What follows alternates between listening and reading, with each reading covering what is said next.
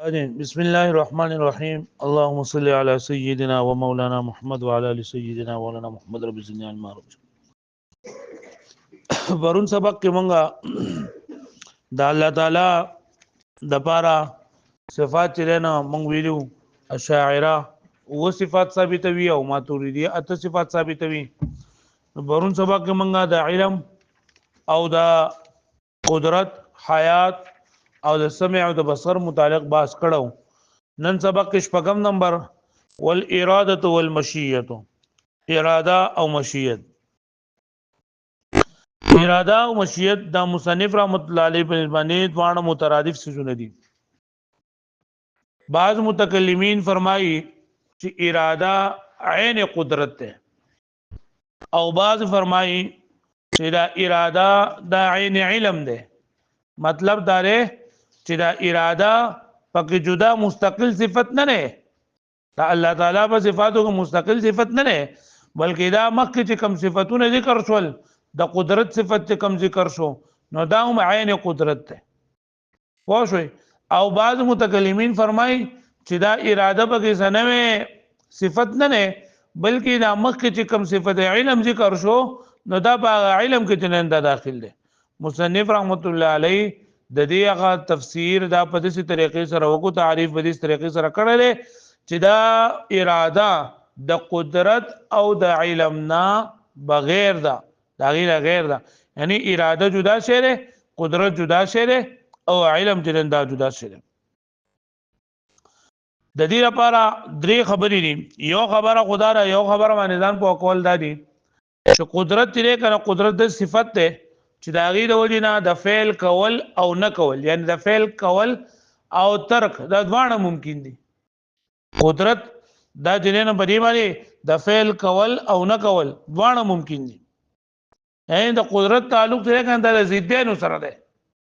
د ضدینو سره ده یعنی یو کار باندې زما قدرت ده یعنی زه دا ګلاس لاس ورکول شم نو قدرت مطلب دا دی چې راکه زما خپل خوخه کدی له لاس ورکوم او کنه ورکوم نو دا ضدین د ضدین ونه ویم دا خبره ده چې د علم تعلق په احد المقدورین کې د ایجاد نورس د وقوع نورستی دا ګلاس ته کنه زما قدرت خو به دې باندې چې دې دا ز په لاس کې ونی سم کوونه نه سم خو دا د قدرت وای وس د علم چې کنه دا په احد المقدورین باندې د وقوع کېدو نورستو یعنی ما دا ګلاس راوغستو دا د بری خبره باندې علم راغی چې دا ګلاس راوځو نو دا علم د احد المقدورین نو ورستو راغی نو دا علم تابع شو د قدرت پوه شو به باندې یا مالا ګلاس راوانه غستو نو تا ته پته ولګی چې احد المقدورین دا به استعمال نشو یعنی یو قدرت هم استعمال احد المقدورین یعنی په کول او په نه کول باندې د قدرت ته نه یو پکې ثابت نشو الهغه پوه شو به باندې د علم تعلق د یو شی د ایجاد نه ورستو چرنده وي او دریم دا خبره ده چې د احد المقدورین وقوع چې دا نه دا د خپل مرجح او مخصص تابع وي یعنی دا ګلاس زه دې پر اغستو باندې اغستو دوه باندې قدرت لرم خو کدا زرا اغلم ولي راغلم او کني راغلم ولي نه راغلم نه راغلم د دې لپاره چې دغه شی موجود بس کما نه راغلم دغه چې دغه شی هم ضرورت مرده نشته نو دا احد المقدورین یعنی هر یو کار چې تکه داغه واقع کېدل دا د خپل مرجح او مخصص تابع وي په دې درې خبرو باندې پوښتنه یو دا خبره چې قدرت دا ضد یعنی د صفت دی پایږي انسان فعلم کول شي او ترکم کول شي دویم دا علم دا احد المقدورین نو ورستو راځي د احد المقدورین د واقع کېدو نو ورستو په یعنی دا علم د احد المقدورین د قدرت تابع دی او دریم نمبر منګه وی چې دغه چې احد المقدورین وقوع دا د خپل مرجح او مخصص چې نه دا تابع وي د دې مثال لکه د سره لکه الله تعالی په دې باندې قدرت لري چې زید لا الک ورکی او په دې باندې قدرت لري چې زید له چرنده جنې ورکی او په دې باندې قدرت الله پاک لري چې دا بچي ولا کوي لور ولا کوي د ورځې ولا عمر کول شي او د شپې ولا عمر کول شي اوس الله پاک ولګیدو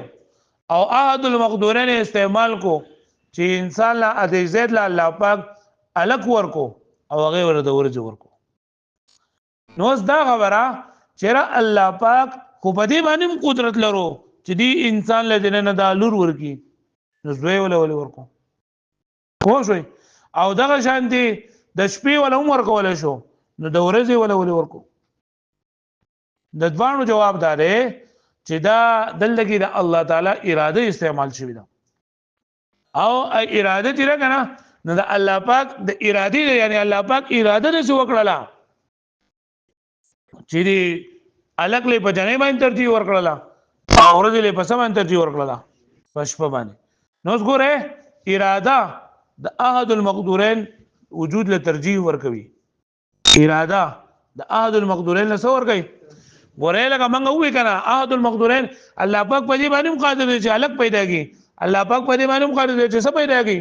جنې پیدا کی الله پاک په دې قادر دی چې د ورځې پیدا کی او په دې قادر دی چې رسې پیدا کی خو الله پاک د ورځې پیدا کو او الګ پیدا کو ځکه چې د الله پاک اراده دا وشوله نو اراده د احد المقدورین کې د وجود د ترجیح نوم دی خو څه ویل معنی نو اراده د قدرت نه جدا شو که جدا نشوله اراده د قدرت نه جدا نشوله ځکه قدرت منغوي چې دا د احد المقدور ده چې په دې په کول او په نه کول باندې لري او اراده د احد المقدورین کې د کم څه چې وجود راغی یعنی کم څه په احد المقدورین کې موجود شو د هغه د ترجیح نوم دی لکه پوه شو به معنی ځکه د قدرت تعلق څنګه د ضدینو سره برابر وو په دوانو کې واقع کېدل او مرجه نه وو دغه شانتي اراده چې کنه دا د علم عین نه لري اراده د علم عین نه لکه څنګه چې بعض متکلمین فرمایي چې اراده دا عین علم دی نو دا اراده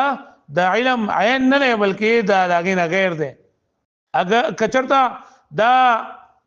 علم عین دا اراده عین علم وي نو بیا به د علم په احد المقدورین کې د وقوع د احد المقدورین په وقوع باندې مرجح بداو لکه څنګه چې اراده ده او دا دغه شان او کله چې دا دغه تر دین ورستو کې د علم تر دین مخکې کې نه دور به لازميږي سبا لازميږي دور به ځکه موږ د مقدمه کې دا ویلو چې د علم واقع کېدل به تابع وي او که د علم د مخکې کې نو بیا به دور لازم شي اوس وګورئ دې دا والاراده والمشیه شپږم صفت د الله تعالی په صفاتو کې اراده او مشیت ده خو د مصنف تعریف د اراده او مشیت د څه کړه لري چې اراده او مشیت د ځوانو مترادف الفاظ دي ځوان سری مترادف الفاظ دي او تعریف په دې طریقې سره کړه لري چې په دې بعض خلکو باندې رد کړه چې بعض خلک وایي چې دا اراده به مستقل صفت نه نه بلکې دا سره یا غو عین قدرت یا سره عین علم ده وهما عبارتان عن صفة في الحي تلات وانا عبارتون الى صفت چې په ژوندۍ کې لکه ماته سوې زل بچور کړه لبا تو توجب تخصيص احد المقدورين واجبوي خاص کول د احد المقدورين في احد الاوقات په یو د اوقاتو کې بالوقوع په اوقات ولکه ماته سوې چې الله په دې باندې قدرت لري چې د شپې ورکی کده ورځې ورکی الک ورکی کجنې ورکی نو کوم چې مقدور کړل او په وخت خاص کړل نو دا اراده ده ما استواء نسبت القدرة الى الكل سره دینا چې قدرت نسبت نه د ادوانو ته شامل له وكون تعلق العلم تابع للوقوع او بل دا چې تعلق د علم جنن دا تابع د وقوع سره الګه پوښوي وفي ما ذكر تنبيه على الرد پدې عبارت سره په کرامیه باندې رد ده کرامیه وای چې دا مشیت او اراده دا مترادف الفاظ نه بلکې په دې کې فرق ده اگه مصنف رحمت الله کوي والاراده والمشیه وهما عبارتان نو دا د اراده او د مشیت په منځ کې څه کړه ده ترادفي کړه ده او کرامیه وای چې اراده او مشیت په دې باندې کې فرق ده ځکه مشیت دا قدیم ده او اراده چې نه دا جدید حادث ده مشیت قدیم ولې ده ځکه چې دې تعلق د مطلق ایجاد دی او شی سره د یو د ایجاد سره مطلق او اراده چې نه دا زګه دغه دا حادث دا چې دې تعلق صرف دا وخت سره وي یعنی کله چې وخت جو اراده چې هغه وخت ختم شي جو اراده وسره څه شي ختم شي دا اراده حادث او بیا وی اراده هم د الله پاک د پاره کې دي شي اراده حادث د خدای الله پاک د پاره صفات جوړ دي شي ځکه د کرامیو په باندې حوادث چې نام د الله پاک د پاره صفات او د الله پاک صفات ټول حادث دي کړه مخکې مونږ دا ویل دي پوه شئ او دغه شان دي دا رد په معتزله باندې هم بل دا اقوا بل وعلى من زعم ان معنى اراده الله دا رد په معتزله باندې معتزله وای چې د ارادي نسبت الله پاک طرف ته حقیقتا نه نه د ارادي نسبت الله پاک طرف ته حقیقتا نه نه بلکې دا مجازن ده ا دی وی الله پاک د فعل اراده کو الله پاک د فعل اراده وږي داغي مطلب دا دی چې الله پاک د فعل اراده کړی نه الله پاک پر خپل کار کې پدې معنی غالب دی یعنی څوک پرې الله پاک به نه مجبور کوونکی نه نه الله پاک نه پکې هیر راځي او نه پرې الله پاک به څوک مغلوب راځي دې مطلب دا دی او الله پاک چې بنده د فعل اراده کړی لکه نه دې مطلب دا چې الله پاک ورته حکم کړی دی خدا خبره غلطه ده دا خبره ځکه غلطه ده کچرتا صرف دا امر او اراده د ځوانه مترادف نو الله پاک او د خبره باندې موږ یقین دی چې الله پاک د کومه خبري اراده وکړي دا به خامخا کوي نو الله پاک بنده ته دا ایمان حکم کړی دی نو که امر او اراده دواړه مرادف نو پکار دا چې الله پاک اراده وکړي نو کار خو خامخا کیږي نو امر خو الله پاک د ایمان کړی دی خلکو ته چې یا الذین آمنوا امنوا خلق مؤمنان تاسو ایمان نه وړي اے خلکو تاسو ایمان نه وړي سره د ډیر خلک دي چې ایمان نه راوړي پوه شئ نو امر او اراده دا مرادف نه دي لکه څنګه چې دا وایي وګوره وفيما ذکر او هغه چې ذکر کړی شوی دي یعنی چې دا ذکر کړل دی مصنف رحمت الله علیه دا ذکر کړل چې ول اراده والمشیه اراده او مشیه دا باندې دا مترادف دي نو تنبیه دا علی الرد عبارت علی من باچا باندې زعم چې دا ګمان ده چې مراد دې کرامیه دي کرامیه وای چې اراده او مشیت په دې کې فرق دی ځکه مشیت قدیم دی او اراده چې سره حادث ده علی من زعم پای کسانو باندې یعنی په کرامیه باندې چې ګمان دا کوي ان المشیئه قدیمه چې دا مشیت دا قدیم دی ولی قدیم دی ځکه قدیم دی چې دې تعلق دا مطلق ایجاد دی اوسې سره دی اوسې د موجودې سره والاراده حادثه او هغه وی چې اراده دا حادثه ده اراده ولی حادثه ده ځکه د اراده تعلق د متعین وخت سره چې کله هغه قدم شي جو اراده ملړ شي قائمه بذات الله تعالی او دا حادثه قائم دی په الله سره او هغه وی چې لکه د الله تعالی په ذات پورې حوادث نه قائم کړي شي وعلى من زعم او په هغه چا باندې دین مراد معتزله دي او په معتزله باندې رد دي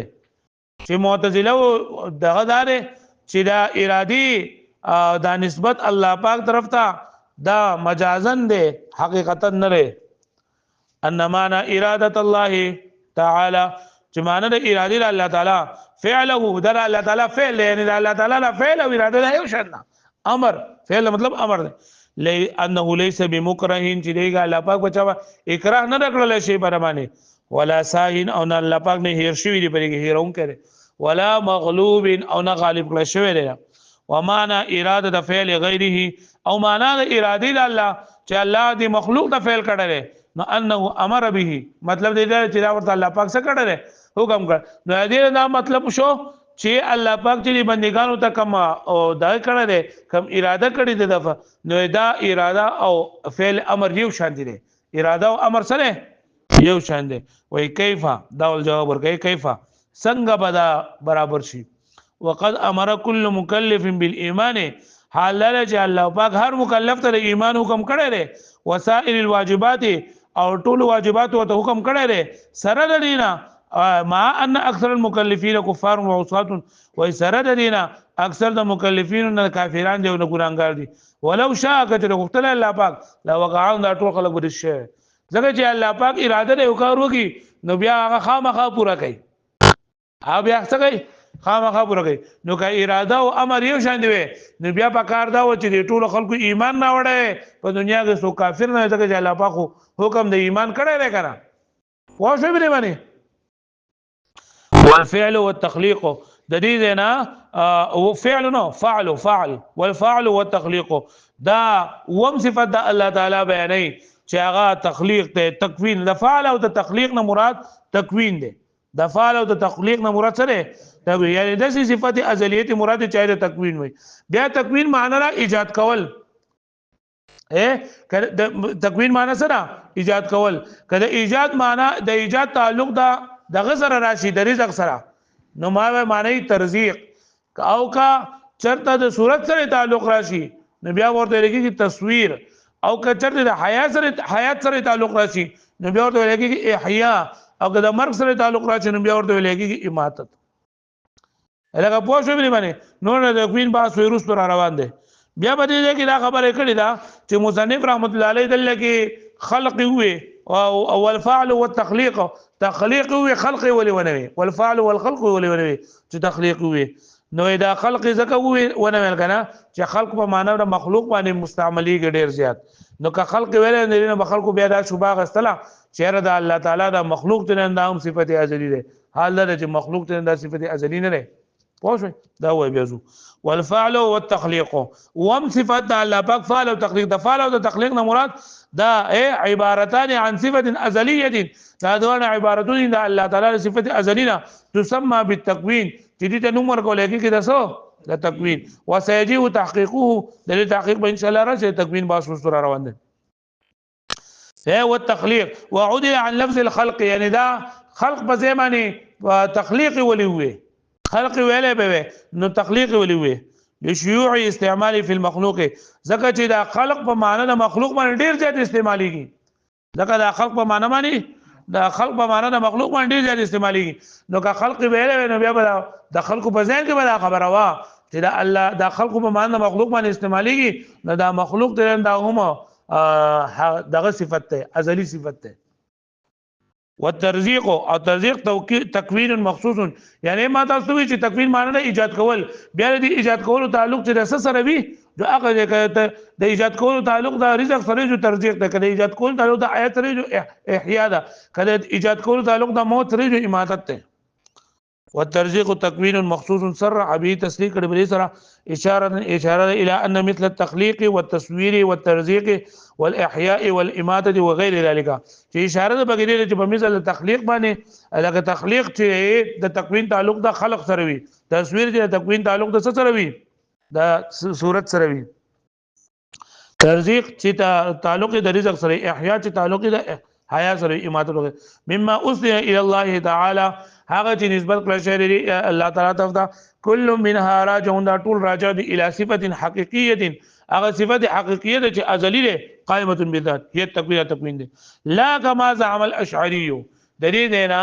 په امام اشعری رحمت الله اشاعره وی کنه چې تکوین دا صفت حقيقيه ازلی نه ده صفت حقيقي ازلی نه ده کم چې الله تعالی سره قائم دي بلکې دا تکوین امر اضافي ده تکوین سره امر اضافي ده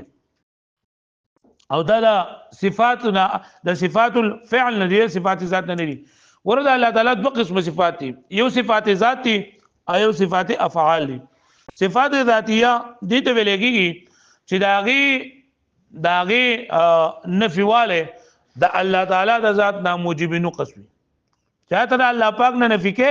نو د الله تعالی په ذات کې نقص راځي دي ته صفات ذات وي پوه شو باندې او یا دا مطلب دی و مطلب یو تعریف خدا دی چې صفات ذات دي ته ویلېږي چې داغي نفي د الله تعالی نه تکه نو دا موجب نقص ده او دویم دا دی چې داغي ازداد چې دا صفات ذاتیه ته چې الله تعالی سره قائم وي او داغي ازداد د الله تعالی نه منتفي وي ازداد د الله تعالی نه سوي منتفي لکه دا اته صفات چې کوم دي لکه سمع دا بصر ده نو ګور سمع الله پاک د پاره جایز ده خو عدم سمع د الله پاک نه کله عدم سمع د الله پاک لپاره ته ثابته نو دا د الله پاک نه منفي کې دا سمعت منفي کې نو دا د الله پاک نقص ده یا دا شان بصر د الله پاک لپاره ثابت ده لکه بصر د نفي کې نو دا نقص ده وایي به معنی یا علم دا کوم اته صفات ذکر شول غران دا صفات ذات دي صفات ذات دي ته وای چې دا غي نفي چې د باري تعالی نه کې نو دا موجب نقص وي پوه شئ او صفات افعال دي ته ویلېږي چې دا غي نفي ته ذات باري تعالی نه کې نو دا موجب نقص او د عیب نوي لکه اعزاز چاله عزت ورکول چاله ذلت ورکول